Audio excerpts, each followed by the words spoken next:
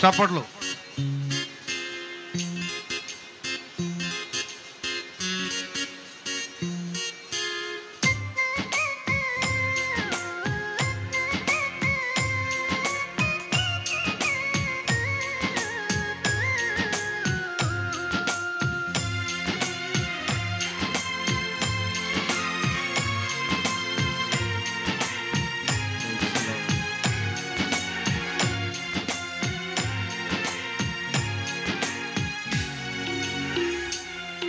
సహాయక విమోచక నజరేయుడా నిజ దేవుడా, సహాయక విమోచక నజరేయుడా నిజ దేవుడా, నడిపించినావు నీ కృపతో, నడిపించినావు నీ కృపతో, కాపాడినావు ఇంతవరకు, కాపాడినావు ఇంతవరకు.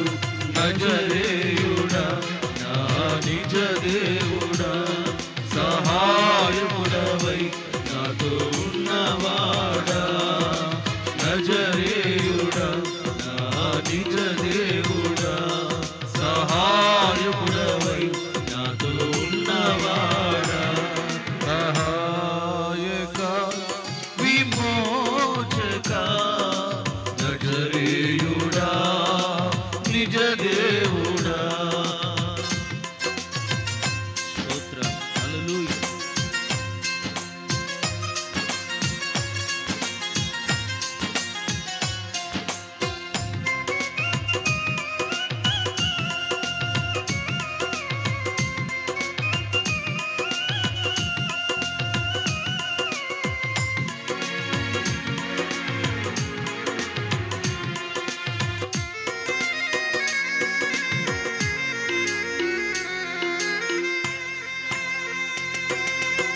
కష్టాలలో కన్నీళ్ళలో నేను కృంగిన వేళలో,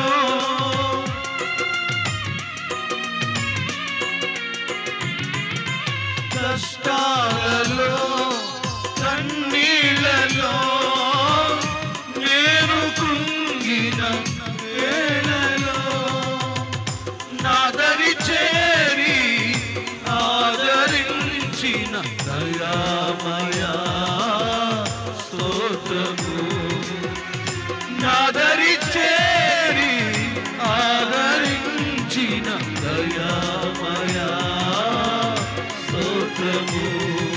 నజరేయుడా నా నిజ దేవుడా, సహాయకుడవై నాతో ఉన్నవాడా, నజరేయుడా నా నిజ దేవుడా, సహాయకుడవై నాతో ఉన్నవాడా.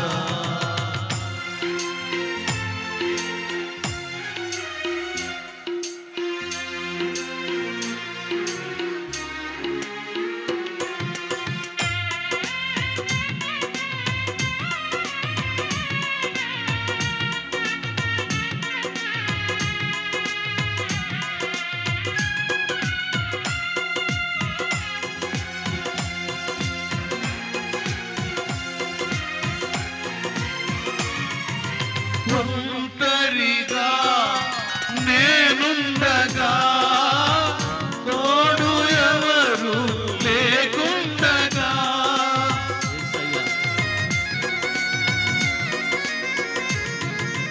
ఒంటరిగా నేనుండగా తోడు ఎవరు లేకుండగా, నేనున్నానని అభయమిచ్చిన ఇమ్మానుయేలు స్తోత్రము, నేనున్నానని అభయమిచ్చిన ఇమ్మానుయేలు స్తోత్రము. నజరేయుడా నా నిజ దేవుడా, సహాయకుడవై నాతో నాతో ఉన్నవాడా, నజరేయుడా, నా నిజ దేవుడా, సహాయకుడవై నాతో ఉన్నవాడా.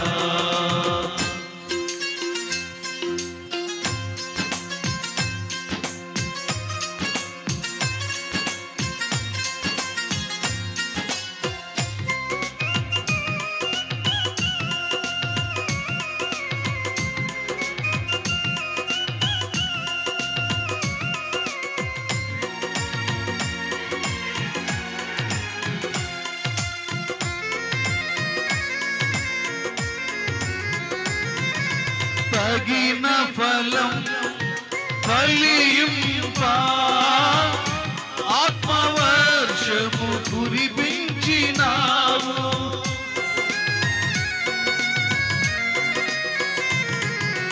తగిన ఫలం ఫలింపా ఆత్మవర్షము కురిపించినావు. అంతటా నీ వెలుగు ప్రచురింపా ఆత్మవరము నొసగినావు. అంతట నీ వెలుగు ప్రచురింపా ఆత్మవరము నొసగినావు. నజరేయుడా, నా నిజ దేవుడా, సహాయకుడవై నాతో ఉన్నవాడా, నజరేయుడా, సహాయకుడవై నాతో ఉన్నవాడా, నజరేయుడా, నా నిజ దేవుడా, సహాయకుడవై నాతో ఉన్నవాడా, సహాయకుడవై నాతో ఉన్నవాడా, సహాయకుడవై నాతో ఉన్నవాడా. స్తోత్రం చెప్తాం అందరం. హల్లెలూయా, హల్లెలూయా. దేవుని గణనామానికి మహిమ కలుగును గాక. ఈ దినాన దైవ సేవకురాల ద్వారా దేవుడు లోకానికి వేదన అనబడేటటువంటిది ఎలాగొచ్చిందో వారి వాక్యాధారంగా చక్కగా తెలియచేశారు. వాస్తవంగా ఆయన కలుగు చేసిందంతా కూడా గ్రంథంలో ఆదికాండంలో వెలుగు కలిగను, మంచిది మంచిది మంచిదని ఆయన 6 దినాల సృష్టిలో ఆయన సృష్టి అంతటిని గురించి మంచి మంచి అని తెలియజేశాడు. అవన్నీ కూడా మంచి అని తెలియజేశాడు.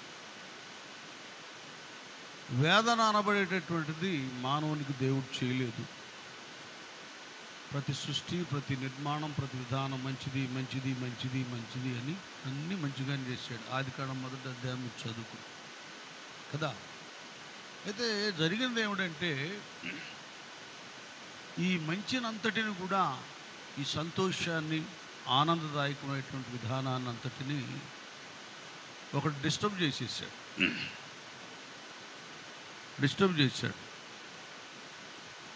ఈ సృష్టి అంతటినంటే భూలోకంలో అధికారాన్ని అంతటినేమో దేవుడు ఆదాముకి ఇచ్చాడు. ఆయనే మొదటి ప్రవక్త అనుకోవాలి, ఆయనే మొదటి కుమారుడు అనుకోవాలి కదా, ఆయనే మొదటి మానవుడు అని చెప్పుకోవాలి. వాస్తవంగా కొన్ని మత గ్రంథాల్లో ఆదాముని గురించి వ్రాయబడింది, ఆయన ఒక ప్రవక్త. ఎందుకు ప్రవక్త, ఏం ప్రవచించాడని మీరు అనుకోవచ్చు. ఎంత గొప్ప ప్రవక్త అంటే, మరి యెహోషువ ప్రార్థన చేసి ఎలాగూ సూర్యచంద్రులను ఆపేశాడో, ఆయన ప్రార్థన చేస్తుంటే సూర్యచంద్రులు ఆగిపోయారు. అలాగే ఏలియా ఎలాగూ సూపర్మెన్ లాగా అగ్నిరథములతో పరలోకానికి వెళ్ళిపోయాడు, అలాగే యేసుప్రభుల వారు ఎలాగూ సముద్రం నీళ్ల మీద నడిచాడు. ఒక సూపర్మ్యాన్ అన్నమాట. ఆదాం గారికి ఇవన్నీ ఉన్నాయి. ప్రవక్తలే ఈ అద్భుతమైనటువంటి కార్యాలు చేయగలరు. ఎట్లాగుందంటే సృష్టిలో, అంటే అది అందరికి అర్థం అవ్వదు, ఆత్మీయత గలవారు దాన్ని గ్రహించగలరు. అది అలాకేదో కట్టుకథల్లాగా ఉంటాయి, చందమామ బాలమిత్ర కథల్లాగా ఉంటాయి. ఎంత పవర్ అంటే దేవుని పోలిక, దేవుని స్వరూపం తన స్వహస్తములో చేయబడినటువంటి ఆదాముకి కొద్దిగా వేడి ఎక్కువ ఉందనుకోండి, మధ్యాహ్నం ఎండ కొద్దిగా ప్రక్కెళ్ళి సూర్యుడు కొద్దిగా వెళ్ళంటే వెళ్ళిపోతాడు. ఒట్టి మాటలు కదా, అంత పవర్ ఉంది. పరలోకంలో దేవుడు, భూలోకంలో ఆదాం. జంతువులు, పక్షులు, వృక్షాలు, క్రూర మృగములు వీటన్నిటినీ శాసించాడు. అన్ని నమ్రత కలిగి మౌనంగా ఉండాలి. సింహములైనా, పురులైనా, చిత్తపురులైనా ఆయన చూడగానే సర్కాసాడు తీసుకొచ్చి దాన్ని మలుచుకొని నేర్పించి అలాగూ సాధుపరుచుకున్నాడు, స్వాధీనం చేసుకుంటాడు. ఈయనకైతే ఆల్రెడీ దేవుడు చూపులోనే, ఆదాము చూపులోనే సమస్త భూమి మీద ఉన్నటువంటి సృష్టి అంతా లోబడి పవర్ ఇచ్చాడు. కనుసైగ చేస్తే చాలు, ఇలాగ వెళ్ళిపోతే వెళ్ళిపోవాలి, రమ్మంటే రావాలి. సముద్రంలో వాటిలో వీటిలో మనం మునిగి ఈతేస్తాం, ఈయన యేసుప్రభుల వారిలాగా నడుచుకుంటూ వెళ్ళిపోతాడు. ఇలాంటి పవర్ ప్రవక్తలకు ఉంటుంది. అలాంటి ప్రవక్త ఆదాం. చాలా హ్యాపీ. అయితే విషయం ఏంటంటే, తర్వాత చదువుకుండా అది కాదు, నేను మీకు అర్థం అవడానికి ఎన్ని లేకుండా అర్థమయ్యేటట్టు చెప్తా కథలాగా. సృష్టి అంతా అది అన్ని 1, 2, 3, 4, 5, 6 అన్ని రోజులు ఓకే మంచిది అని దేవుడే అన్నాడు సృష్టికర్త. ఆ తర్వాత నరుడు ఒంటరిగా ఉండడం, అది చెప్పండి, తెలిసినట్టు గట్టి చెప్పండి. నరుడు ఒంటరిగా ఉండటం మంచిది కాదు. అది చూసారా, నరుడు ఒంటరిగా ఉండడం మంచిది కాదు ఇక్కడ అన్నాడు. అది ఇక్కడ అన్నాడు. ఎందుకంటే ఇప్పుడు కూడా చాలామంది ఆ మతాల్లో సాధువుగా ఉన్నవారు పెళ్ళిళ్ళు ఇవేమి లేని వాళ్ళే గొప్పోళ్ళుగా భావిస్తారు. అసలు సాధువుగా, సన్యాసులుగా పెళ్ళి ఇవేమి లేకపోతే ఈ భూలోకం అంతా ఇంతమంది జనాలు పుట్టేవాళ్ళు కాదు. అప్పుడే ఆదికాండం 1వ అధ్యాయంలోనే 28లోనే ఎక్కడే చెప్పాడు దేవుడు, యెహోవా దేవుడు, మీరు భూమిని నింపమన్నాడు. నానా చదువుది నానా. దేవుడు వారిని ఆశీర్వదించెను, ఎట్లనగా మీరు ఫలించి అభివృద్ధి పొంది విస్తరించి భూమిని నిండించి దానిని లోపరుచుకొనుడి. చూసారా ఎంత ఉందో. భూమిని నిండించి దాన్ని ఏం చేసుకోవాలి? లోపరుచుకొనుడి. అది నిండించి లోపరుచుకోవాలి. ప్రస్తుతం భూమి మీద ఉన్నటువంటి ఆదాం ఒక్కడే ఉన్నాడుగా, అవన్నీ కూడా లోబడుతున్నాయి, నింపేసేయాలి. పిల్లలు, సంతానం అనబడేటటువంటిది దేవుడు అనుగ్రహించే అది భాగ్యం, బహుమానం అండి. 2 ఉన్నారు, 3 ఉన్నారు, 4 ఉన్నారు, ఏంద్ర అంతమందిని అన్నారంటే కంటానికైనా మరా మిషన్ కాదు, వ్యక్తులు దేవుడిచ్చిన బహుమానం. అది దాన్ని ఏమాత్రం విమర్శించడో, తక్కువగా అంచనా వేయొద్దు. ఇంకేంటంటే తర్వాత ప్రపంచం ఏమైపోద్దో, తిండి మేము పెడతామో పెట్టలేమని ప్రభుత్వాలు ఇవి జారీ చేశారు కదా, ఈ ఫ్యామిలీ ప్లాన్లు జారీ చేశారు భయపడి. ఇప్పుడు మనం కొద్దిగా ఆలోచిద్దాం. ఆయన సృష్టికర్త కదా. మన వాళ్ళు చిన్నప్పుడు అనేవాడు, నారు పోసినవాడు, మీరు చెప్పండి, నారు పోసినవాడు, ఇవి కూడా లేవా? మర్చిపోయారా మీరు? అసలు లేదు, అందులో లేరా? నారు పోసినవాడు నీరు పోయాడా? ఇప్పుడు ఆయన ప్లాన్ తప్పంటారా దేవుంది? ఇంత మహాభూమి మీద మనమే వాడికి పిల్లలు పుడుతున్నాడు, అబ్బాయిగా పెళ్ళిళ్ళు చేసాం కదా, వాళ్ళకు పిల్లలు పుడతారు, ఎట్టగట్టు ఇంకో ప్లాట్ కొనాలి, అక్కడ ఇంకో కట్టించాలి. మన మధ్య ఇల్లు కడుతున్నారు, ఏమంటే అతికిస్తారని, లేదండి అబ్బాయి పెళ్లి చేయబోతున్నాం, చేయలే ఇంకా అబ్బాయికి. మనకే ఇన్ని ప్లాన్లు ఉన్నాయి, మన పిల్లల కొరకు ఏదేదో దాస్తామే, మరి సృష్టికర్త ఎంతమంది పుడతారో ఎంతమంది గిడతారో అవన్నీ ఆయనకి తెలుసు. కాలగతులు దేవుని చేతిలో ఉన్నాయి, ఆయనకు తెలియదా? వాస్తవ విధానం చూస్తే దైవ నియమములో మనం బ్రతికినట్లయితే అందరికీ సరిపోద్ది. భూమి సరిపోద్ది, భోజనం సరిపోద్ది, గాలి వాతావరణం అన్నీ సరిపోద్ది. అన్నీ పొల్యూషన్ అయిపోయినాయి ఇప్పుడు. ఆయన ప్లాన్ అంతా మంచిదే, కానీ మనమే చెడగొట్టి పడేసాం, నాశనం చేసాం అన్నమాట. సరే, అంతా బాగుంది. ఆదాము ఒక ప్రవక్త, పవర్ ఏమని చేయగలడు ఆయన. అక్కడ పరలోకంలోనేమో దేవుడు పాలన చేస్తున్నాడు, భూమి మీదేమో భూలోకంలో ఆదాము చేస్తున్నాడు. అట్లా ఉంది పరిస్థితి. కొద్దిగా మీరు డీప్కి వెళ్ళండి, మీకు కొన్ని విషయాలు అర్థం అవ్వాలని చెప్తా ఉన్నాను. చాలా మంచిగా ఉంది. కానీ ఇక్కడ ఏం చేశాడంటే, ఒంటరిగా ఉండటం మంచిది కాదని సృష్టికర్త దేవుడే అన్నాడు. ఏమన్నాడు? నరుడు ఒంటరిగా నుండుట మంచిది కాదు. అది నరుడు ఒంటరిగా ఉండటం మంచిది కాదు కాదు. చదువున్నాను. వానికి సాటి అయిన సహాయమును వాని కొరకు చేయుదును అనుకొనెను. చూసారా, ఒంటరిగుంట మంచిది కాదు, సాటి అయిన సహాయం చేయాలి. ఇప్పుడు కొద్దిగా అట్లాగా లోతుకి వెళ్దాం. ఆ సమస్తాన్ని, ఆ పరలోక వైభవాన్ని విడిచిపెట్టి ప్రతి సాయంకాలం చల్లటి పూత ఆదాము దగ్గరికి వచ్చేవాడు కదా. అది ఆ బంధం, అనుబంధం వేరుగా. పరిశుద్ధ దేవుడు, ఏ పాపం లేకుండా ఆ దైవ హస్తములతో పవిత్రంగా చేయబడిన ఆదాము కదా. పరిశుద్ధత లేకుండా ఎవరు కూడా దేవుని చూడలేరు. హృదయ శుద్ధి గలవారు ధన్యులు, వారు దేవుని, వారి పవిత్రత అనేటటువంటిది ఉంది కనుక ఆదామునకు దేవుడు సన్నిహితంగా ఉన్నాడు. అంతేగాని లేనిపోయిన పనికిమాని పనులను చేసి దేవుడు నాకు కనపడడం ఎట్ట కనపడతాడు? చేసే దుర్మార్గ పనులు అయితే, పాప పనులు, దెయ్య పనులు చేస్తే దెయ్యాలు పడతాయి, కానీ దేవుడు కనపడడం. ఇలా కొంతమంది వాదోపవాదాలు, విమర్శలు చేస్తుంటారు.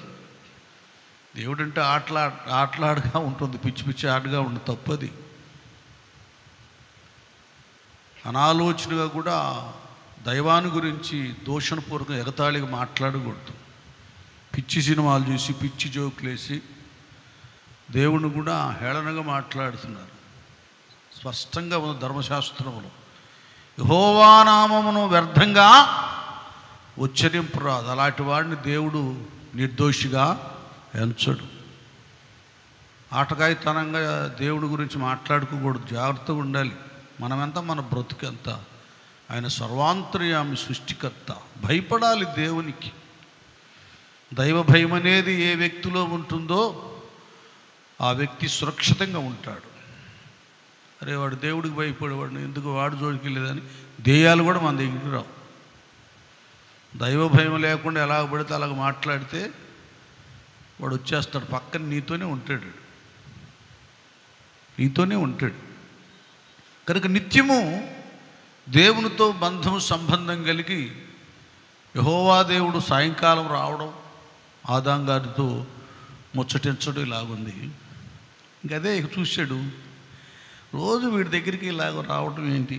మరి అక్కడేమో మహాసభ, పరిశుద్ధ దూతగణాలు, ఇవన్నీ కాదు. కానీ నాకు మారుగా సాటి అయిన సహాయం, ఏమన్నాడు? వాని కొరకు సాటి అయిన సహాయమును వాని కొరకు చేయుదును అనుకొనెను. భార్యను గురించి చాలామంది అత్తలు ఉంటారే, కొంతమంది ఇలాంటి దాన్ని చేసుకున్నాడు, కట్నం లేదు, ఏమి లేదు, ఏమి లేదు, చూడు ఎట్టుందో, నోరు మొయ్యి. దేవుడు ఏర్పాటు చేసిన సాటి అయిన సహాయం. సృష్టికర్త పరలోకులు ముందే వాళ్ళిద్దరిని నిర్ణయించారు. ఫలానా అబ్బాయి ఫలానా అమ్మాయికి జత, వాళ్ళిద్దరిని ఒకటి చేయబోతున్నాం. వివాహం అనబడేటటువంటి దేవుని ప్రణాళిక. మనం ప్రేరేపించబడి ఆ ఊరు వెళ్తాం చూడటానికి పిల్లల్ని.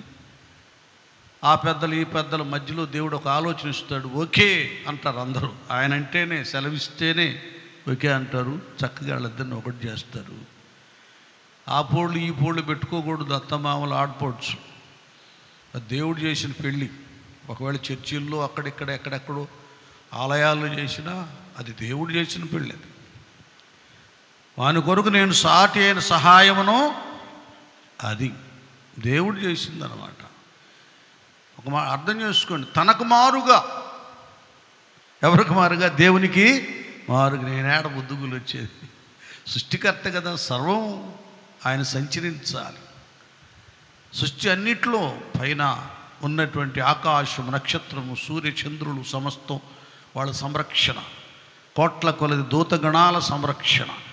ఏమండి, మేఘాలు, ఎన్ని గ్రహాలు, ఏవేవి ఉన్నాయి, వాటన్నిటిని గురించిన ఆలోచన, సంరక్షణ, విచారణ, వీటన్నిటినీ బాధ్యత వహించువాడు సృష్టికర్త దేవుడు.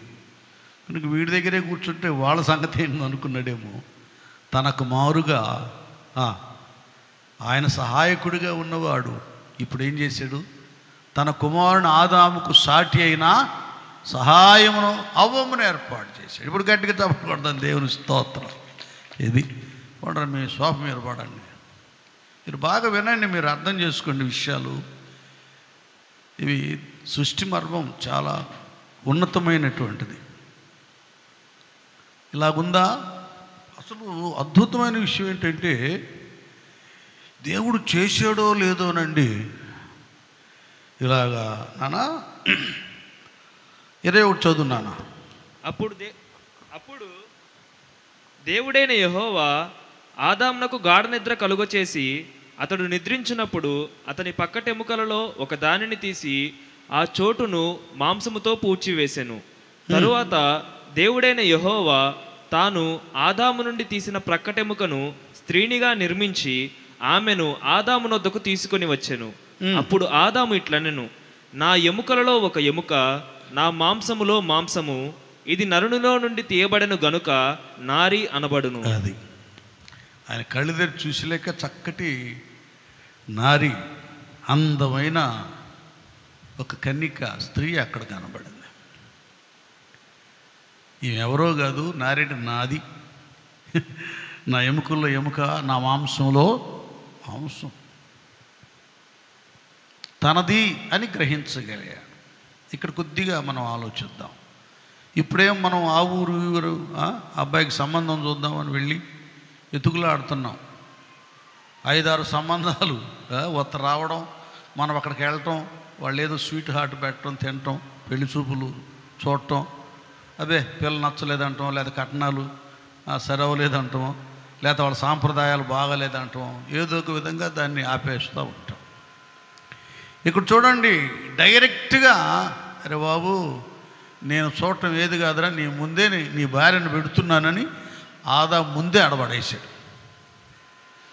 ఆయన ఎముకలో నుండి తీశాడు, ఆయన మాంసంలో తీసేసి మట్టి నుండి ఆదాము చేయబడ్డాడు, ఆదాము నుండి స్త్రీ చేయబడింది.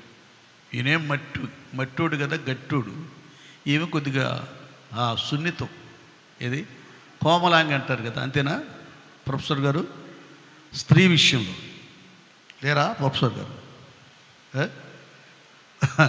అది కోమలాంగి సున్నితంగా ఉంటుందన్నమాట. ఆమె సున్నితంగా ఉంటుంది. ఈయన మట్టోడైన అందగాళ్ళండి. అతనికి ఆయనే చూసి సెలెక్ట్ చేసుకున్నాడు. ఈమె ఇంకెక్కడో కాదు, ఎక్కడో లేదు, ఇది నాది, నారి అంది. ఎవరెవరు పెద్దలు వెళ్ళి అక్కడేమీ సెలెక్ట్ చేయలేదు, తనకు తానే సెలెక్ట్ చేసుకుంటానికి ముందు పెట్టేశాడు తన భార్యను దేవుడు. ఇది పోమకి వెళ్ళండి, మీ శోభ మీరు పడండి అని వారి ఇరువురిని కూడా ఏదైనా వనములో ఒకటి చేశాడు యెహోవా దేవుడు. ఇక ఆయన అట్లాకి వెళ్ళాడండి. చూడండి, నేను కొద్దిగా మీకు విషయం ఎందుకు చెప్తున్నానంటే, దేవుడు తర్వాత తన భార్యను పురుషుడు ఎంతగా ప్రేమిస్తాడో ఇక్కడ అర్థమవుతుంది. తన భార్యను మీద ఎంత గొప్ప ప్రేమ ఉంటుందో, ఈ ప్రేమ వాళ్ళు వీళ్ళు పెట్టింది, అతనిలో ఉంచి వచ్చింది కాదు, దేవుడు పెట్టిన ప్రేమ. గట్టిగా చప్పట్లు కొడదామా? అది దేవుడు పెట్టిపోయి ఉన్నాడు. ఆయనేంది రోజు వచ్చి తాగి కొడతా ఉంటాడంటే దెయ్యం పట్టింది కాబట్టి కొడుతున్నాడు. అర్థమవుతుందా? భార్య మీద భర్తకు ప్రేమ పెట్టాడు దేవుడు. వీడేం చేశాడంటే ఈ చెడ్డ స్నేహితులతో స్నేహం చేసేసి వాడు స్మోక్ చేస్తే తాగబాయ్ ఇస్తే స్మోక్ చేస్తున్నాడు, వాడు డ్రింక్ చేస్తే ఈయన డ్రింక్ చేస్తున్నాడు, వాడు ప్యాకెట్ ఆడితే వీడు ప్యాకెట్ ఆడిస్తున్నాడు. ఇలాగా పూర్తిగా స్నేహితుడి రూపంలో వచ్చిన సైతానికి వశమైపోయి ఇంట్లో డబ్బులన్నీ కూడా కాజేసి వస్తువులన్నీ అమ్మేసి చక్కగా ఆమెకు కొన్న ఆభరణాలు నగలు అవన్నీ కూడా అమ్మేసి చివరికి ఆమెను కొట్టడం మొదలు పెడతాడు. ఇది నీ ఇంట్లో జరుగుతుందంటే నీకు దెయ్యం పట్టింది అర్థం. నీలో నుండి తీయబడిందా వేరు కాదు. దేవుడు నిన్ను ప్రేమించి జాగ్రత్తగా చూసుకో. నాన్న కొద్దిగా వినండి. ఇప్పుడేమో ఆ తల్లిదండ్రులు కని వీడికి ఇస్తారు, ఇదిగో బాబు అయ్యా, ఇదిగో ఇన్ని సంవత్సరాలు ఈ 18 ఈ 19 సంవత్సరాలు నాయన బాగా పెంచుకున్నాను, బాగా చేసుకున్నానయ్యా, నీ చేతులు పెడుతున్నానయ్య అని ఆ తల్లిదండ్రులు వాడికి చేతులు పెడతారు. ఇక్కడ దేవుడే స్వయంగా అవ్వమను ఆదాము చేతిలో పెట్టేశాడు. దేవుడిచ్చాడు భార్య అనేది. నేను ఎందుకు ఈ సంగతులు చెబుతున్నానంటే, వేదన అనేటటువంటిది కుటుంబంలో నుంచే ఆరంభమవుతూ ఉంటుంది, పురుషుడి దగ్గర నుంచి. ఆ వేదన, శ్రమ, కష్టము అనేటటువంటిది లేకుండా పురుషుడు తన స్థితిని జాగ్రత్తగా కాపాడుకోవాలి. అది నీ బాధ్యత. దేవుడికి మారుగా నీకు తోడుగా దేవుడు నీకు భార్యనిచ్చాడు, నీ సాటి అయిన సహాయం. నా సహాయం చేశారని నేను ఉన్నాను, ఇదిగో నీకు నిత్యం ఆమె నీకు నీ జీవితకాలం అంతా ఈ లోకంలో ఎన్ని సంవత్సరాలు జీవిస్తావో అన్ని సంవత్సరాలు ఆమె నీకు సహాయంగా ఉంటుంది. ఇది దైవబంధం. అలాగే దేవుడు పెట్టేశాడండి. అలాగ పెట్టి బాగానే ఉంది. ఇక్కడ వినాలి మీరు బాగా. కుటుంబాలు ఎలాగ పతనం అయిపోతాయో అది కూడా ఇక్కడ రాయబడి ఉంది. సరే, ఏమైపోయింది? దేవుడని యెహోవా చేసిన సమస్త భూజంతువులలో సర్పము యుక్తి గలదై ఉండెను. ఈ సృష్టి విధానంలో సర్పాన్ని గురించి ఇక్కడ ప్రస్తావన. అది ఏమై ఉందంట? సర్పం యుక్తి గలదై, కన్నింగ్ అన్నమాట ఉంది. భక్తి కాదు, ఏంటది? యుక్తి. కొంతమందికి భక్తి ఉండదు, భక్తుల్లాగా నటిస్తారు. అది వారి పతనానికే కారణమవుతుంది. ఇక ఇదేం చేసిందంటే ఈ సర్పం అది ఆ స్త్రీతో, ఇది నిజమా ఈ తోట చెట్లలో దేని ఫలములనైనను మీరు తినకూడదని దేవుడు చెప్పానా అని అడిగాను. నన్ను ఒక్క నిమిషం, ఒక చిన్న పాయింట్ నేను మిస్ అయ్యాను. ఈ ఆదామవుల గురించి, భార్యాభర్తల గురించి. కాబట్టి పురుషుడు తన తండ్రిని తన తల్లిని విడిచి తన భార్యను హత్తుకొనును, అది వారు ఏక శరీరమై ఉందురు. చూశాడు, ఇది ఈ ప్రేమ బంధం అన్నమాట. ఈ ప్రేమ బంధం ఇలాగూ అది దైవ నిర్ణయం. వారు ఒకటై ఉంటాం, వాళ్ళని మనం విడదీయకూడదు. యేసయ్య కూడా అంటాడు, అరే బాబు, దేవుడు జతపరిచిన దానిని ఏ నరుడు ఏ మనుష్యుడు విడతీయకూడదు. ఇక్కడ ఈ సర్పం వీడు ఎంటర్ అయ్యాడు. వీడు ఎంటర్ అయిపోయి ఇక కన్నింగ్గానే సంభాషణ మొదలుపెట్టాడు. ఏమని? ఇది నిజమా? ఈ తోట చెట్లలో దేని ఫలములైనను మీరు తినకూడదని దేవుడు చెప్పినా అని అడిగాను. అందుకు ఆమె ఏం చేసింది? ఆ తోట చెట్ల ఫలములను మేము తినవచ్చును, అయితే తోట మధ్యనున్న చెట్టు ఫలమును గూర్చి దేవుడు మీరు చావకున్నట్లు వాటిని తినకూడదని వాటిని ముట్టకూడదని చెప్పానని సర్పముతో అనేను. ప్లాన్ వెళ్ళిపోదు, మన స్పీడ్గా అని చెప్తా. ఎందుకంటే వేదన ఎందుకు వచ్చిందో భూమి మీదకి, అలాగే కుటుంబాలు కూడా ఎందుకు పతనం అవుతాయి చెప్తాను. ఈ సర్పము కొత్తగా అందులో ఎంటర్ అయిపోయాడు, ఏదైనా వనానికి వచ్చాడు. అలాగే మీ కుటుంబ వ్యవస్థలో చక్కగా మీరు భార్య భర్తలు మీకు కలిగింది తింటూ కష్టపడి మీ కష్టార్జితాన్ని సమకూర్చుకుంటూ ఒకరి ఎడల ప్రేమ ఆప్యాయతలు కలిగి, ఇంకా పిల్లలు ఉంటే పిల్లల్ని జాగ్రత్తగా చూసుకుంటూ మంచిగా మీ ఫ్యామిలీ ఉంటా ఉండాలి. వీడు సర్పం ఎంటర్ అయ్యాడు ఈ ఫ్యామిలీలో. కొన్ని కుటుంబాల్లో సర్పం లాంటి వ్యక్తులు ఎంటర్ అవుతారు. జాగ్రత్త. భార్య భర్త మధ్యలో చుచ్చు పెడుతుంటారు, వాళ్ళలో తేడా పెడుతుంటారు, వాళ్ళలో వేరు చేయటానికి ప్రయత్నాలు చేస్తుంటారు.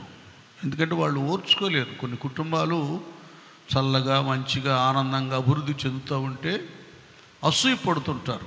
దెయ్యపు స్వభావం గలవారు ఏదో ఒక విధంగా వేరు చేయాలి. కాబట్టి ఎవరి కుటుంబాలు వాళ్ళు జాగ్రత్తగా కాపాడుకోవాలి. నీ భార్య మీద ఏదేదో చెప్పినప్పుడు నువ్వు నమ్మొద్దు, ఇంకంతే. నమ్మొద్దు. ఏదైనా చిన్నగా విషయం ఉంటే క్షమించి సరి చేసుకొని నిలబెట్టుకోవాలి. భర్త విషయంలో కూడా దాన్ని చెప్తా ఉన్నప్పుడు నమ్మకూడదు. బ్రతిమలాడుకోను, కన్నీరు విడిచో, నీ భర్త ఆయన నీ జీవితకాలమంతా నీకు తోడుగా ఉండి నీ బిడ్డలను నిన్ను ప్రశాంతంగా చూసుకోవాలి. అదంతా నీదే బాధ్యత. ఆయనకు లోబడి సరిగా నువ్వు నిలబడటం. దాని గురించి పౌలయ్య అని ఒక భక్తుడు రాశాడు. అవన్నీ ఇప్పుడు మళ్ళీ పెళ్లి మెసేజ్ లాగేది అవన్నీ చెప్పేవి కావు. కానీ దేవుడు ఎందుకో కుటుంబాలు కొన్ని డిస్టర్బ్లో ఉన్నాయని ఈ విషయాలు మాట్లాడిస్తున్నాడు. కుటుంబాలు ఏవో కొద్దిగా సమస్యలు ఇబ్బందులు ఉన్నారు. మీరు కొన్ని మాటలను నమ్మొద్దు, వారిని అనుసరించొద్దు. దాన్ని బట్టి సిస్టర్ను కొట్టొద్దు, బ్రదర్ను దూషించొద్దు. సిస్టర్ జాగ్రత్తగా ఉండండి. ఈ సర్పం చెప్తుంది ఏం కాదులే కానీ అదిగో అక్కడ ఉంది తోట మధ్యలో ఆ చెట్టు ఫలాన్ని గురించి దేవుడు మీరు చావుకున్నట్లుగా వాటిని తినకూడదని వాటిని ముట్టకూడదని చెప్పినని అది సర్పముతో నేను. చూసారా ఈ తల్లి మహాతల్లి ఏం చేసిందంటే, నన్ను వినండి, ఆ వాస్తవాన్ని కూడా మీరు తెలుసుకోవాలిగా. ఆదాం గారితో యెహోవా దేవుడు వారు ఏం చెప్పారంటే, అరే బాబు మంచి చెడు తెలివినిచ్చే వృక్ష ఫలములు ఉన్నాయి, అవి నీవు తినకూడదు, తినిన దినమున నిశ్చయముగా చచ్చెదవని నరునికి ఆజ్ఞాపించాను. ఆదాం గారికి అది ఆజ్ఞాపించారు దేవుడు. నువ్వు తినకూడదన్నాడు కానీ ముట్టకూడదన్నది అక్కడ లేదు. కొన్ని దేవుని సంగతులు ఉంటాయి, దేవుడు చెప్పిన మాటలు ఉంటాయి. ఆ మాట ఏదో ఉన్నది ఉన్నట్టుగానే వినాలి, అనుసరించాలి, చెప్పాలి. సేవకులుగా మేము కూడా కల్పించకూడదు.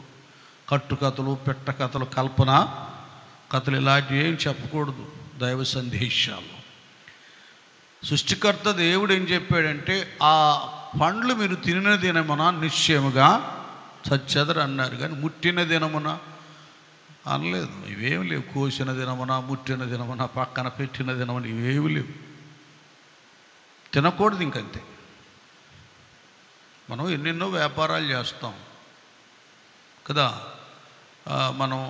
మనకు వాహనాలు ఉన్నాయనుకో, అందులో ఎక్కించుకుంటాం. ప్రభుత్వానికి అది చట్టానికి అంగీకారమైంది. అది ఏదో అనుకోండి, అదే మనం తాకూడదు, మన మత ప్రకారం మనం తినకూడదు. వాటిని ఏం చేస్తాం, అందులో ఆ వాహనంలో పెట్టుకుంటాం. అంతవట్టుకే దాన్ని తినం, దాన్ని త్రాగం, దాన్ని ఏం చేయం, అక్కడ పడేసి వచ్చేస్తాం. ఇంకంతే. అంతేగాని పట్టుకుంటే కూడా పాపం అనుకుంటే ఇక నీకు వ్యాపారం జరగదు, నీకు జీవనోపాధి ఉండదు. ఎన్నో ఉంటాయి. అలాగనుకుంటే మనం ఉన్నాం. మన కుటుంబాలు 2 ఉన్నాయి, మతాలు మనకు. మన వాళ్ళు ఉన్నారు, వాళ్ళు కానీ మనం కానీ. కొన్ని మనం విగ్రహ సంబంధమైన పూజలు పురస్కారాలు వాటిని తినం. అసలు అయితే ఏమవుతుందంటే, రైతులు అక్కడే ధాన్యాన్ని పూజలు చేస్తారు, ఎక్కడే చేస్తారు. కొన్ని జంతువులు ఉన్నాయి, కొన్ని పక్షులు ఉన్నాయి, ఈ కోళ్ళు లాంటి కొన్ని ఏవేవో వాళ్ళు చేసుకుంటారు. మళ్ళీ మనం ఏం చేస్తాం, మన సోదరులు ముస్లిం సోదరులేమో వాటిని, కోళ్ళని, అదైతే ఏమంటారు వాటిని, బిస్మిల్లా అది చేస్తారు. మనం ఏం చేస్తాం, ఏదైనా భోజనం పెడితే ప్రార్థన చేసి తినేస్తాం. కొన్ని ఉన్నాయి, వీటిని కొద్ది జ్ఞానంగా మనం తెలుసుకోవాలి. అక్కడ భోజనాలకు వెళ్ళకూడదు, అక్కడ తినకూడదు, అజ్యోగి అంటే అలాగా కొన్ని ఉన్నాయి మనకి. కనుక ఆ తీరిని బట్టి మనం వెళ్ళాలి. మన పరిస్థితిని మనం కాపాడుకుంటూ దేవుడిలో మనం సరిగా ఉన్నామా లేదా. ఈ నియమం ఇది కరెక్ట్గా ఉందా లేదా, ఆ వాక్య ప్రకారం చేసుకోవాలి. అవ్వమ్మ గారు ఏం చేశారంటే ముట్టకూడదు అనేటటువంటి దేవుడు చెప్పని మరొక మాట చెప్పినప్పుడు వాడికి మంచి సపోర్ట్ అయింది. ఈ ఊరకనే పడిపోదలేక పూర్తిగా తమ దేవుడు సృష్టికర్తకు వ్యతిరేకంగా ప్రవర్తించేటట్టుగా నేను చేస్తాను.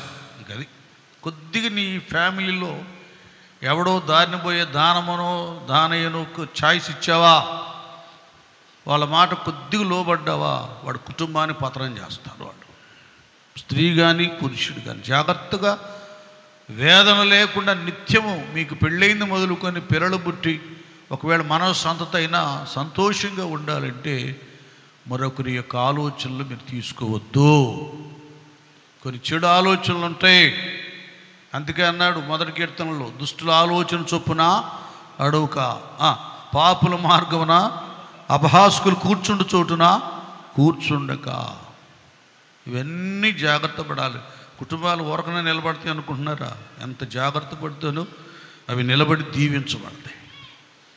సర్పం వెళ్ళిపోయి చాలా కుయుక్తితో మాట్లాడినప్పుడు అవ్వమ్మ గారు ఇంకేవేవో ఎట్లా, అందుకు సర్పం మీరు చావరనే చావరు, ఏలయనగా మీరు వాటిని తినుదినమున మీ కన్నులు తెరవబడననియు మీరు మంచి చెడులను ఎరిగిన వారై దేవతల వలె ఉందురనియు దేవునికి తెలియని స్థితితో చెప్పగా. చూసారా? అంటే మీరు ఇంత దేవతలాగా అయిపోతారు, గొప్పోళ్ళు అయిపోతారు, కళ్ళు తెరవబడుతూ అదవుతుంది ఇదవుతే నీవు చాలా పొగిడేసరికి పడిపోయింది అంతే. అందుకే ప్రభువారు అంటాడు, మనుషులు మిమ్మలను పొగిడినప్పుడు మీకు ఏం కలుగుతుంది? శ్రమ. పొగడతలకు మనం ఎప్పటికి లోను కాకూడదు.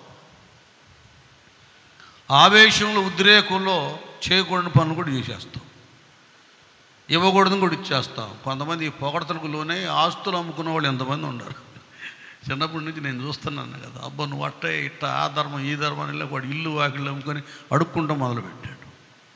దాన ధర్మాలను చేయండి, తప్పు కాదు. కానీ వాడు అసలు మన దగ్గర ఈ ధర్మం పొందుకుంటానికి అతడు పాత్రుడా కాడా? ఒక్కొక్కడి ఇంట్లో 2 నెలలకు సరిపడే దాని ఉన్నా అబ్బో రేపు అసలు బియ్యమే లేవంటారు. ఎందుకంటే నువ్వు తెలుసు వాడికి నువ్వు ఇస్తావనే తెలుసు. సామెత ఒకటి ఉందిగా, ఇచ్చేవాడుంటే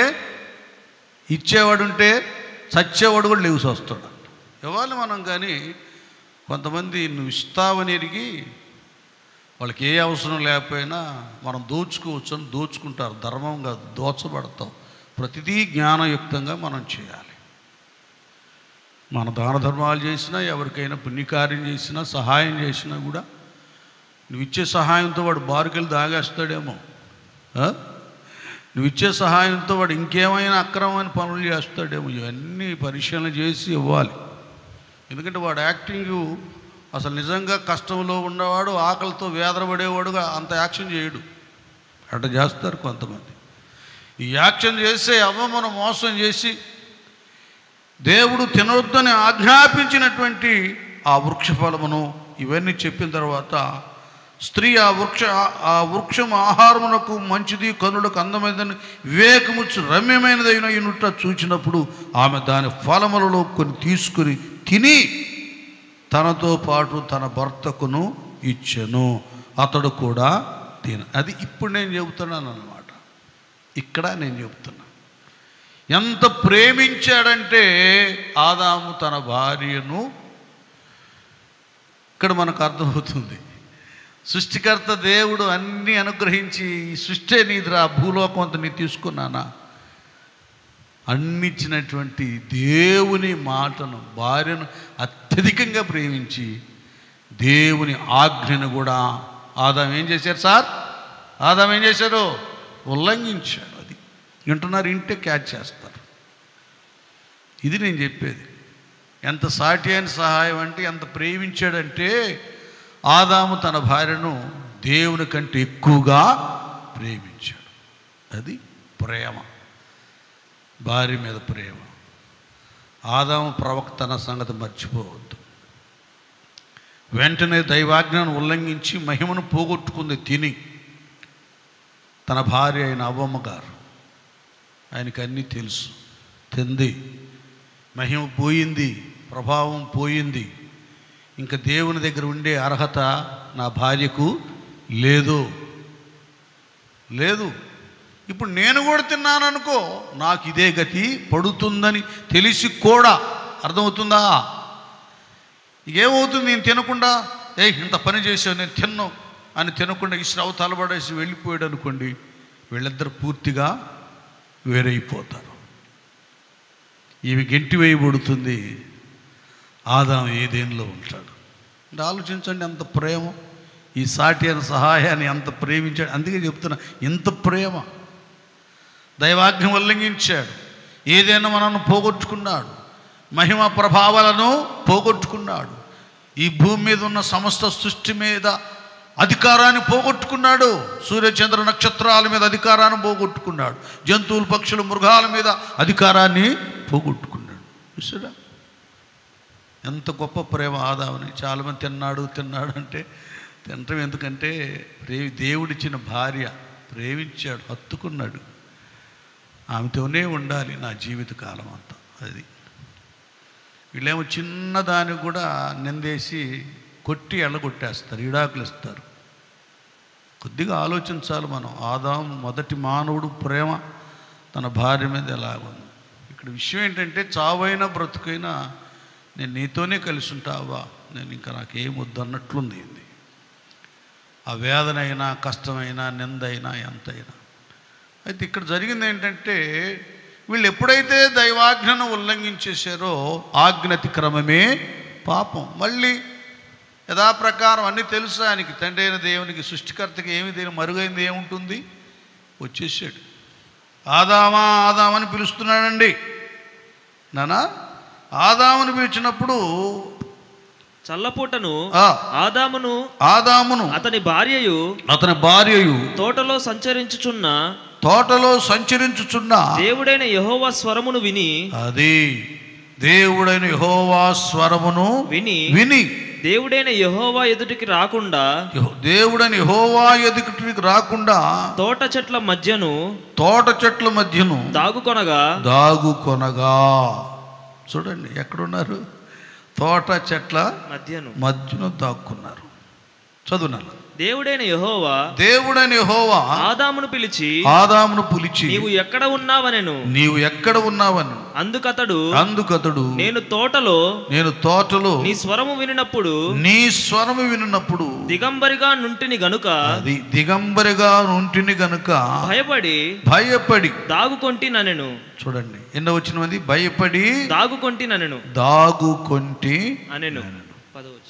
10 అయ్యా నీ స్వరాన్ని విన్నప్పుడు నేను దిగబడిగా నుంటిని కనుక భయపడి దాగుకొంటినెను. అంటే అర్థం ఏంటంటే, వాళ్ళకి ఈ శరీర సంబంధమైన నేత్రాలు తెరవబడ్డాయి, ఆత్మనేత్రాలు మూయబడ్డాయి.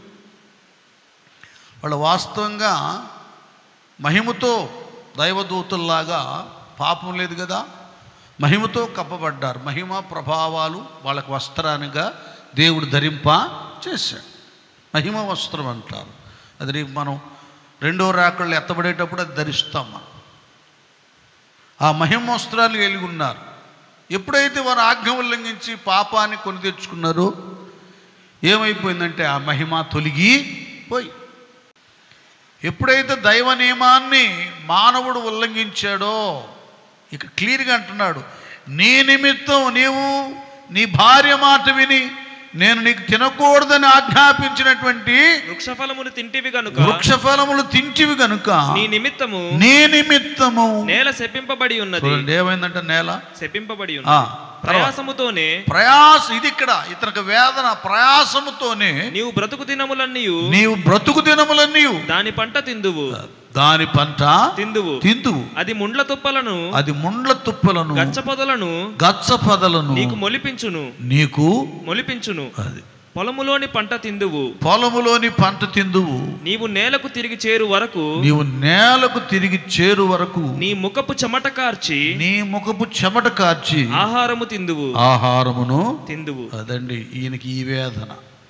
తాను తినాలంటే చెమటోర్చాలి కదా, అదేముందో శ్రేష్టమైనటువంటి ఫలాలు ఇస్తుంది అనుకుంటే ఏంటంట, గచ్చ పొదలు ముళ్ళ దుప్పులు. అంటే దేవుడు సృష్టించిన ఈ భూమి మీద ఈ ఫలాల మీద ముళ్ళు గచ్చ పొదలు అనేటటువంటి కలుపు మొక్కలు లేనే లేవు. ఇవి ఎవడు సృష్టించాడంటే మన పాపం. నీ నిమిత్తము నేల శపించబడింది, మానవుని నిమిత్తమే.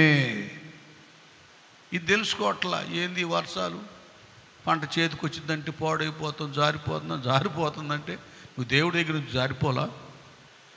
మనం దైవాజ్ఞకు లోబడితే అన్ని విధాలు దీవించబడతాం. నా నల్దామా ఇర్మియా గ్రంథంలో అంటాడు కదా 5:25లో, మీకు మేలు కలగకుండా ఉండటానికి మీ దోషములే మీ పాపములే కారణము.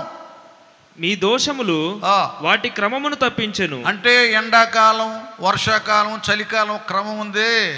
ఈ పాపాలంట, మానవుడు పాపాలంట క్రమాన్ని తప్పించెను. మీకు మేలు కలుగుకుండుటకు, మీకు మేలు కలగకుండా ఉండటానికి మీ పాపములే కారణం. మీకు పాపములే మీ పాపములే కారణం. అది ఇద్దాం అనుకున్నాడు సమృద్ధిగా పంట, వీడు తప్పుడు పనులే చేస్తున్నాడు. చూడండి, ఇదేం అర్థం కావడం లేదు. వీళ్ళేమి ఇంత కష్టపడ్డాను రావట్లేదు పోవట్లేదు అన్న కాదండి. మానవునికి దేవునికి లింక్ ఉంది. తల్లిదండ్రులు బిడ్డలకు ఎలాగ బంధం అనుబంధమో, సృష్టికర్త దేవునికి ఆయన పోలిక స్వరూపమందు చేయబడిన మానవునికి బంధం అనుబంధం ఉంది. ఆయన నియమంలో మనం బ్రతకాలి. సృష్టికర్త దేవుడు న్యాయబద్ధుడు, న్యాయస్థుడు. ఆయన కట్టడలు న్యాయబద్ధమైనటువంటివి. ఒకవేళ మనం మనుషులంగా మన పిల్లలు తప్పు చేస్తే ఒకవేళ కవర్ చేసుకుంటామేమో, వాడు తప్పు చేసిన వాడి మీద వాడికి సపోర్ట్ వెళ్తావేమో, కానీ దేవుడు అలాగే వెళ్ళడం.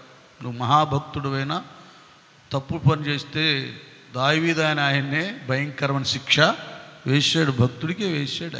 ఆయన న్యాయవంతుడు, ఆయన న్యాయబద్ధంగా చేస్తాడు. నా చక్కటోడు ఆదాము ఏం చేసాడు, ఏదో చెలుసో తెలుగు చేసేళ్ళు అనలేదు, కఠినంగా శిక్షించాడు. భూమి అంతటా కూడా అంత తారుమారు అయిపోయింది పరిస్థితి. వేదన వేదన, అక్కడి నుంచి ఆరంభమైనటువంటి వేదన మానవుని జీవితంలో, ఇటు భూలోకంలో తన జీవితకాలం అంతా కూడా చెమటోడ్చాలి, ఆమె ప్రసవేదన పడాలి. ఈ పోరాటాలు, ఇక్కడ ఈ శిక్ష, ఈ బాధ. ఈ లోకాన్ని విడిచిపెట్టిన తర్వాత దేవుడు ఈ శరీరాన్ని మంటితో చేశాడు. ఈ శరీరం మంటిలో కలిసి ఆత్మ తాను అనుగ్రహించిన, చెప్పండి, తాను అనుగ్రహించిన దేవుని యొద్దకు వెళ్ళును. దేవుని యొద్దకు ఆత్మ వెళ్ళిన తర్వాత అవి సత్క్రియలు, సరైన క్రియలు కానందున పాపంలో పుట్టి, పాపంలో పెరిగి, పాపంలో చనిపోతే పాపం వలన వచ్చి జీతం మరణం, నరకానికి వెళ్తూ ఉంది.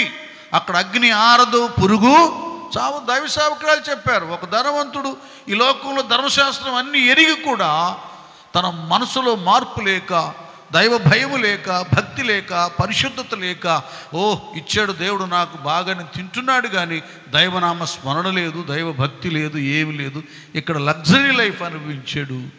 చనిపోవాలనుకున్నాడు, అక్కడ కూడా లగ్జరీగా ఉంటాను అనుకున్నాడు. తీసుకెళ్ళి అగ్నిగుండంలో వేసేసారు దూతలు. అమ్మో అని ఏడుస్తున్నాడు. ఆయనకు అందరు తెలుసు, అబ్రహాం గారు ఎలాగుంటాడో తెలుసు, మోషే గారు ఎలాగుంటాడో తెలుసు. అక్కడ అబ్రహాం గారు గ్రంథంలో చూసాడుగా, అబ్రహాం గారు, తండ్రి అయిన అబ్రహామా అని కేకేస్తున్నాడు. గదుగు ఆ లాజరును పంపించాయా, ఒక చుక్క నీళ్ళు నా నోట్లో వేయించిపోవు, నేను తట్టుకోలేకపోతున్నానంటే అప్పుడు అబ్రహాం గారు అన్నాడు, ఆయన దేవుని ప్రతినిధి కదా, దైవ పాదాల దగ్గర ఉండే ఒక ప్రవక్త, ఆయన కూడా ప్రార్థనపురు. కుమారుడా, ఒక్కసారి ఆలోచించు, నీవు లోకంలో ఉన్నప్పుడు నీకు ఇష్టం వచ్చినట్లుగా సుఖము అనుభవించితివి. అదే ఏమనుభవించాడు? సుఖము అనుభవించితివి. బాగా అర్థం చేసుకోండి. మీరు కొద్దిగా మీరు తినండి, చక్కగా మంచి భోజనం చేయండి, మంచిగా ఉండండి. ఎంత తిన్నా తాగిన ఎంత సంపాదించినా దైవ నియమం ఒకటి ఉంది, ఆ నియమంలోనే మీరు వెళ్ళండి.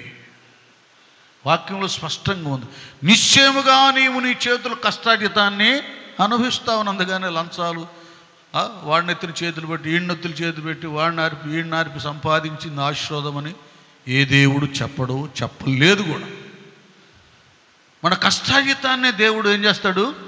ఆశీర్వదిస్తాడు. కొంతమంది చూడండి, వాళ్ళు పనుల్లో చాలా కష్టపడతారు, ఎర్రటెండ్లో కూడా ప్రయాసపడతారు, కష్టపడతారు, ఆ యజమానుడికి నమ్మకంగా ఉంటారు. వాళ్ళు ఏ లోటు ఉండదండి, చక్కగా తిని ప్రశాంతంగా బాగా కష్టపడి వచ్చేసి వాళ్ళు తెలిసిన మాటలు 2 మాటలు ప్రార్థన చేసుకుని ఆ తర్వాత స్నానం చేసి మంచిగా భోజనం చేసి హాయిగా నిద్రపోతాం. ఇది శరీరానికి చెమట బట్టి ఆరోగ్యం. ఆ తర్వాత హాయిగా రెస్ట్ తీసుకుంటాడు. పని చేసేవాడు రెస్ట్ తీసుకుంటాడు, పని చేయనివాడు పోరమ్మకోడు రోడ్ల అమ్మడి తిరిగి తాగుడికి బీడీకి చుట్టలకు అలవాటు పడి శరీరాన్ని కుటుంబాన్ని నాశనం చేస్తాడు. హాయిగా నిద్రపోయి మళ్ళీ ఉదయాన్ని లేచి దైవనామ స్మరణ చేసుకుని అతని పనులు అటు వెళ్ళిపోతాడు. అంత వడ్డీకి అంత బాగుంటుంది. ఏదైనా వంకరగా నువ్వు సంపాదించావా, ఒకవేళ అబ్బో అది కొన్నాం ఇది కొన్నాం అనుకోవచ్చు, కానీ ఆ కొన్నదంతా కూడా నీకు భారము, అది కీడు, అది నష్టం. కాబట్టి ఇవన్నీ కూడా మనుషులు గ్రహించాలి. ఇక్కడ ఈ ధనవంతుడు చేసింది అదే. దేవుడు లేడు, భక్తి లేదు, ప్రార్థన లేదు, పరిశుద్ధత లేదు, ఏమీ లేదు. డబ్బులు వచ్చిన విడిగా తనకిష్టం వచ్చినట్లు ఏమనిపించాడు, సుఖాన్ని అనుభవించాడు. తర్వాత ఏమైంది, ఈ సుఖం అక్కడ ఉంటుంది ఆ దేవుడి దగ్గర. ఆయన జడ్జి ఉన్నాడు అక్కడ. వాని క్రియల చొప్పున ప్రతివానికి ఆయన ప్రతిఫలం ఇస్తాడు. ఇది గమనించాలి ప్రతి ఒక్కరూ. ఇప్పుడు మనం విర్రవీగుతాం, డబ్బులు ఉన్నాయని విర్రవీగుతాం, బలం ఉందని విర్రవీగుతాం, బలం ఉందని విర్రవీగుతాం, మాకు వాళ్ళు వీళ్ళు సపోర్ట్ ఉందని, పార్టీ సపోర్ట్ ఉందని విర్రవీగుతాం. రేపు ఈ పార్టీ ఏ నాయకుడు నీ అంట రాడు. నీ క్రియలే, తమ క్రియలే వారి వెంట వెళ్ళును. అది నీ మంచి ప్రవర్తనే. నువ్వు దేవుడు నమ్మితే స్వర్గం ఉందని తెలుసుకుంటే నీ మంచి ప్రవర్తనే నిన్ను స్వర్గానికి తీసుకెళ్తుంది. నీకంతే. నీ చెడు పనులు నరకానికి తీసుకువెళ్తాయి. ఏమంటున్నా అబ్రహాం గారు, కుమారుడా నీవు నీ జీవిత కాలమందు నీకిష్టమైనట్లు ఏమనిపించాడు, అలాగుననే లాజరు. చూడండి, దైవభక్తిని కాపాడుకుంటానికి ఏమనిపించాడు ఆయన, కష్టం అనుభవించనని జ్ఞాపకము చేసుకొనుము. ఇప్పుడైతే అతను లాజరు ఇక్కడ నెమ్మది పొందుచున్నాడు. అది ఏం పడుతున్నాడా నరకంలో, ఇక్కడ లగ్జరీ అనిపించాడు, వేదన పడతాడు. బాగా అర్థం చేసుకోండి, దైవ సంగతులను మీరు అర్థం చేసుకోండి. చక్కగా తినండి, త్రాగండి, ధనం సమకూర్చుకోండి, మంచిగా ఉండండి. కానీ పాపము, అవిధేయత, దేవునికి దూరంగా ఉండటం, భయభక్తులు లేకుండా జీవితం, ఇది మనల్ని నరకానికి తీసుకెళ్తుంది కానీ పరలోకానికి తీసుకువెళ్ళదు. ఇక్కడ ఈ అక్రమ సంపాదనతో రోగాలు కొని తెచ్చుకుంటాం, అక్కడ ధనవంతుడిలాగా స్థానం లేకుండా పోతాం. కనుక యేసు ప్రభువారు ఆహ్వానిస్తున్నాడు, ప్రయాసపడి భారం మోసుకున్న సమస్త జనులారా నా యొద్దకి రండి, నేను మీకు విశ్రాంతిని కలుగచేయుదును. రండి. అజ్ఞాన కాలమందు దేవుడు చూడనట్లు ఇప్పుడైతే అంతటను అందరూ అది పరలోక రాజ్యము సమీపించింది కనుక మీ మనస్సులు మార్చుకోండి. క్రొత్త ఆదాముల వలె, లేక మొదటి ఆదాము సృష్టించినప్పుడు ఎలాగ పవిత్రంగా ఉన్నాడో ఆ పవిత్రతను సంపాదించుకోండి. యేసు ప్రభుల వారు కడపటి ఆదాము, దేవుని వాక్యమైన దేవుడైన యేసు ప్రభు వారు తెలియచేస్తున్నాడు. ఆయన శిలువ మరణం ద్వారా మన పాప భారమంతా ఆయన భుజాన వేసుకుని మరణించి మృత్యుంజయుడి 3వ దినాన లేచి మనందరి కొరకు తండ్రి దగ్గర విజ్ఞాపన చేస్తున్నాడు. కనుక ఇంకెంతకాలం ఈ లోకంలో దేవుడు లేకుండా, ప్రార్థన లేకుండా, భక్తి లేకుండా ఇష్టానుసారంగా జీవించి లేనిపోయిన వేదనకు శ్రమకు గురైపోతాం. ఇక నుండి అయినా మనం లోకం నుండి వేరై దేవుని దగ్గరికి వచ్చి మన హృదయాలను ఆయనకు అంకితం చేద్దాం. తల్ల వంచండి, ప్రార్థన చేసుకుందాం. అందరూ కూడా హృదయం తెరవండి. ఒక్క నిమిషం ప్రార్థన కోరుకుండండి. ఎవరు కూడా అలక్ష్యంగా ఉండొద్దు. అయిపోయింది టైం, ఇంకా ముగింపులోకి వచ్చేసి ఉన్నాను. అందరూ హృదయాలు తెరిచి ప్రార్థన కోరుకుండండి. అందరూ ఒక్క నిమిషం ముగింపులోకి వచ్చేసాం.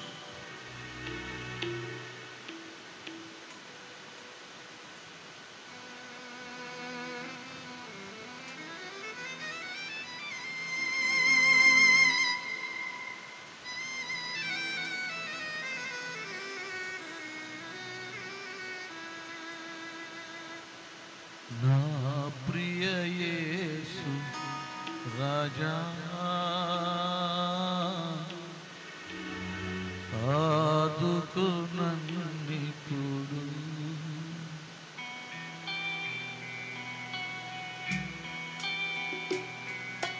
నా ప్రియ యేసు రాజా ఆదుకు నన్నిప్పుడు. శోధనలో వేదనలో నేను విడి పోనీయకు. శోధనలో వేదనలో నేను విడి పోనీయకు. నా ప్రియ యేసు రాజా ఆదుకునన్నిప్పుడు. కలుషితమగు ఈ లోకం కదలెను నా కన్నులలో. కలుషితమగు ఈ లోకం కదలెను నా కన్నులలో. మరణ శరీరపు మరులే మెదలెను నా హృదయములో. మరణ శరీరపు మరులే మెదలెను నా హృదయములో. కల్వరిలో ఆదరించు ఆదరించు ఆదరించు నా ప్రియ యేసు రాజా ఆదుకునన్నిప్పుడు. చాలిన నిన్ను విడచితిని కోరితి దీవెనలెన్నో. చాలిన నిన్ను విడచితిని కోరితి దీవెనలెన్నో. భావనలేవో అరసి వదలితి వాక్యాధారం. భావనలేవో అరసి వదలితి వాక్యాధారం. కల్వరిలో ఆదరించు ఆదరించు ఆదరించు నా ప్రియ యేసు రాజా ఆదుకునన్నిప్పుడు. నీ కృపలను నే మరచి కృతజ్ఞత వీడితి ప్రభువా. నీ కృపలను నే మరచి కృతజ్ఞత వీడితి ప్రభువా. హృదయము కఠినమైపోయే కరిగించి దేవించు దేవా. హృదయము కఠినమైపోయే కరిగించి దీవించు దేవా. కల్వరిలో ఆదరించు ఆదరించు ఆదరించు నా ప్రియ యేసు రాజా